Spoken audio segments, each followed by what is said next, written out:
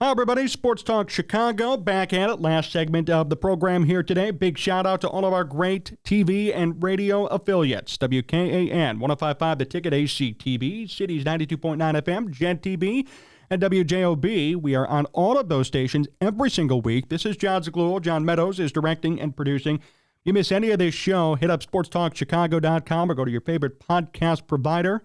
Go back and listen to each segment of the program. Also, the full program will be out there, too. Full thing. About 45 to 48 minutes. You could listen to it and pop it in as you drive around throughout the week. You can follow us all over at Sports Talk Chicago. And hit up our YouTube channel as well. Like the video and please subscribe. We're at 18,600 plus subscribers, trying to get to 20,000. And all your guys' help really pushes us through. We appreciate you guys supporting and appreciate you guys being here with us. First couple of segments, we talked about some bombshell reports. In case you missed it, go back and listen. But in essence, if I could recap or at least review it a bit, right now, according to Dan Wiederer, Matt Eberflus may be gone by the end of this year. It's not official, but it's according to some speculation and league sources. And if a new coach comes in, the Bears are going to want a different quarterback. Plus, Deanna Brasini said from The Athletic that Kevin Warren's going to be making final decisions on everything. So he's going to be evaluating everything, too. Final segment of today's program, Bears-Lions rematch coming up. We're going to preview this game. Lions right now at 9-3, best start to a season since 1962 for Detroit. They are killing it this year. They won this past weekend barely, but they did win over New Orleans, and they beat the Bears just a few weeks ago, 31-26. Jared Goff coming down to earth a little bit, but still effective. 20 touchdowns, 8 picks, 98 passer rating. But how about their run game? David Montgomery,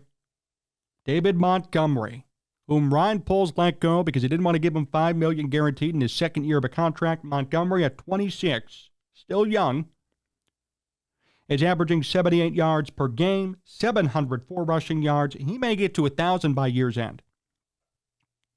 Oh, yeah, and he missed 3 games.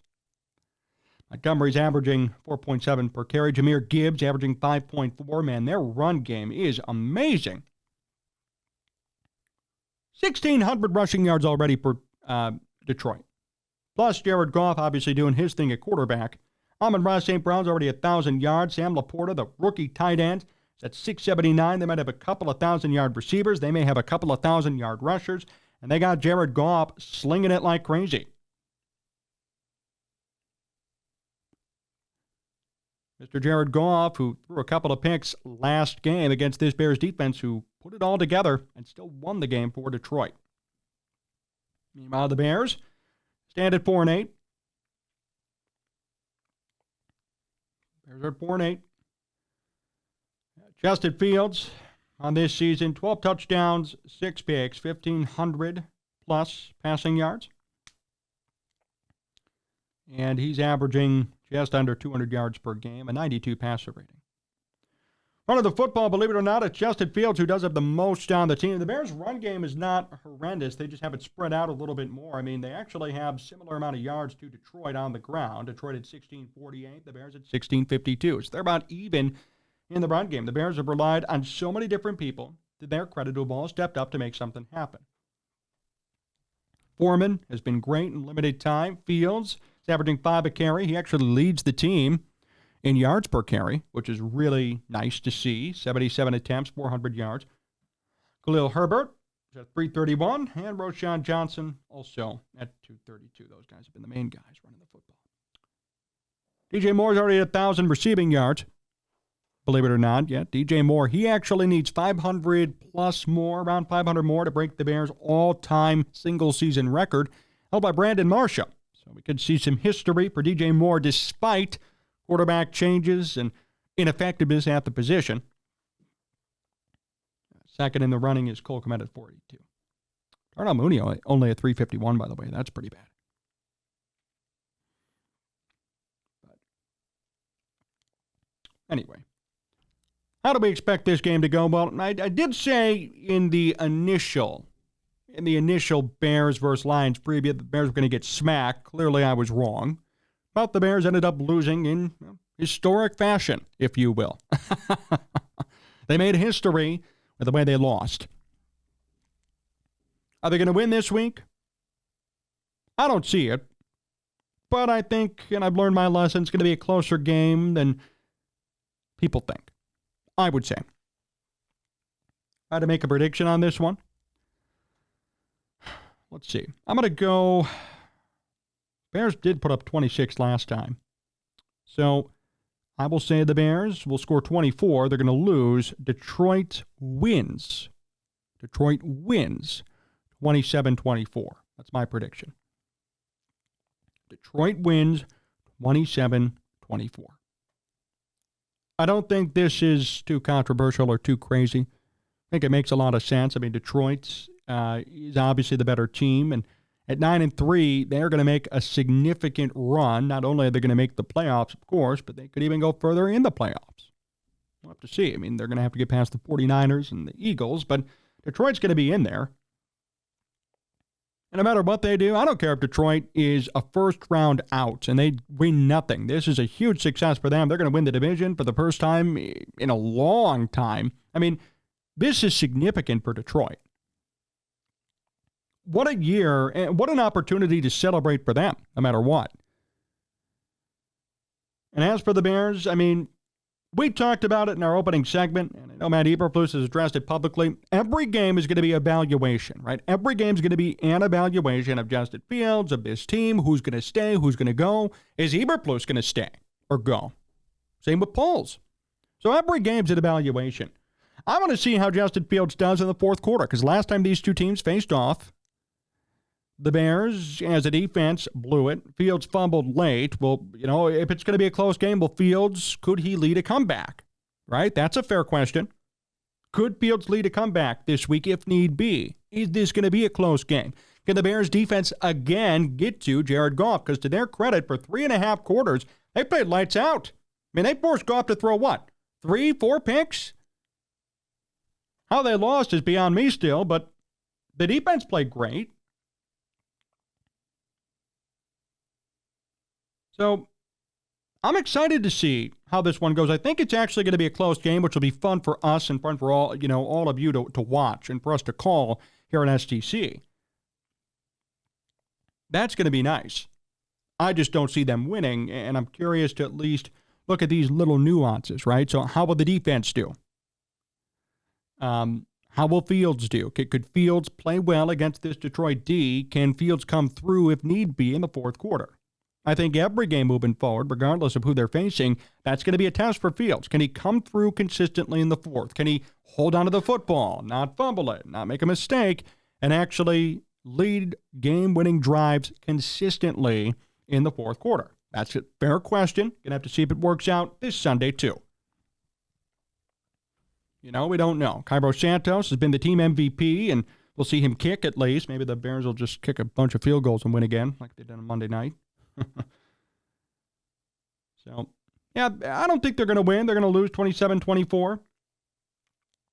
But there will be things to evaluate. For Matt Eberflus, I'm not going to defend him staying, but I know people will if they see that the defense does better, right?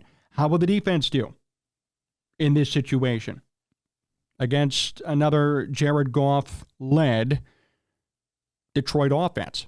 Dan Campbell-led Detroit offense.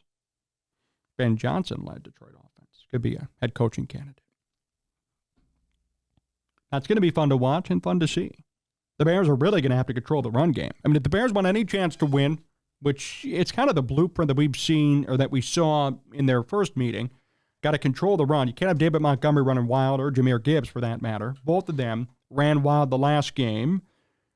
And that's going to be tough to contain both of them. They're doing great, but you got to contain them. You got to force Jared Goff to be Jared Goff. Because I like Jared Goff, and I respect him. I want to say that first. I respect him. When he got traded from L.A. to Detroit, I thought, oh my goodness, that's it. He's going to go to a place where his career is going to die. Clearly, it hasn't. In fact, if you look at the side-to-side statistical comparison, he's done just as good, if not better, in Detroit than in L.A., which is crazy. So can the Bears force Jared Goff to be Jared Goff? Can they at least force him at times to make mistakes? Because Goff is not perfect. He's an above average, maybe 14th, 13th best quarterback in football. That's good. But he does make mistakes. He's susceptible to turnovers, to constant interceptions, to fumbles. Can they force Jared Goff to be Jared Goff? Can the defensive pressure kill him, get him scared, force him to make a mistake, bad throw? Can the Bears' defense hold on to in terms of covering downfield? Amon-Ra St. Brown was a thorn in the Bears' side last game. He's a thorn in everybody's side. Laporta also did pretty good. And as a rookie, has 700 receiving yards as a tight end. Doing better than Cole Kmet, who the Bears just paid money to. My gosh. Don't worry, though, guys. He's worth every penny. So there are factors that the Bears could limit and control that could allow for a win. We could see it. But are the Bears going to do their best, and are they going to perform in terms of controlling those factors? Can they win the turnover battle? Big question. Can they stop the run from Detroit? And they have two solid rushers, in addition to Craig Reynolds, who's done great as their third running back, even. You got three guys you got to contain. If they do that, they're going to win. Seriously. I mean it. If the Bears actually force Jared Goff to throw a bunch of picks and limit their rush offense, they may have a chance to win the game, like they did a couple of weeks ago. All they had to do was, just run the clock out, and they screwed that up. So what will they do this week? I don't know. If they lose again in that manner, that should really solidify what's going to happen to Eberflus at least. We'll see how it plays out, but things to consider. So my official prediction, Bears lose 27-24. It's going to be a closer game than all of us expect, I think. I don't think it's going to be a blowout necessarily, but I'm not counting on them and holding my breath to see them win. Especially if every play is going to be a damn screen again, too. My gosh.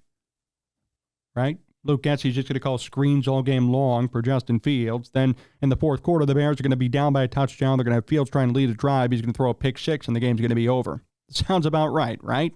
Sounds like every game for the Bears this season.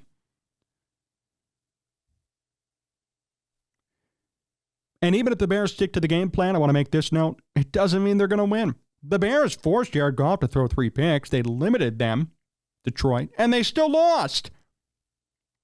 So, even if they do everything they should do,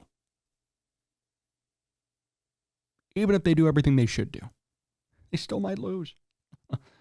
Talk about mediocre. Actually, mediocre means average. Talk about beyond pathetic. That's a better word. So we'll see how this one plays out. I want to remind everybody that if you are planning on watching the game, you could watch it here with us on Sunday. Going to be live on Sports Talk Chicago's YouTube channel. We do this every game, in case you're kind of unaware. We put the game off the screen. We give you play-by-play reaction and calls and our commentary. We interact with people in the chat, and we also do a post-game show, me and John here. So I encourage you to come on out, subscribe, and tune in. We get a lot of people, 2,000-plus people almost every stream, sometimes more, depending on the game. So really hope that you guys could come join us for that, especially if you're listening on all of our radio and TV affiliates and you're hanging out on Sunday watching the game. You don't have to be miserable alone. You could do it with us, okay? It's a nice deal that we got here. But on that note, with the Bears probably going to lose, that'll pretty much wrap us up here on Sports Talk Chicago. I want to say thank you to everybody for tuning in across all of our great and fun affiliates.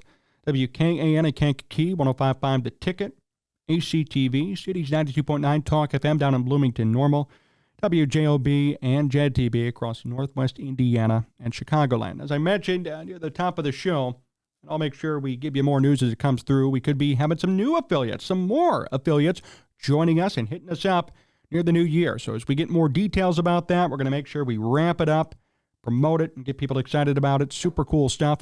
A big thank you to John Meadows for directing and producing, making sure everything looked great behind the scenes. Remember, you can follow us all over at Sports Talk Chicago. Hit up the YouTube channel. Subscribe at Sports Talk Chicago. Hit the like button on our videos and help us out. And remember that if you miss any part of today's show, if you're just catching it right now on the radio or on TV, don't worry. Go to sportstalkchicago.com. That's sportstalkchicago.com, or your favorite podcasting platform like Apple, Spotify, TuneIn, Odyssey, wherever you get your podcasts. And you can listen to the show for free in full or by segment or both.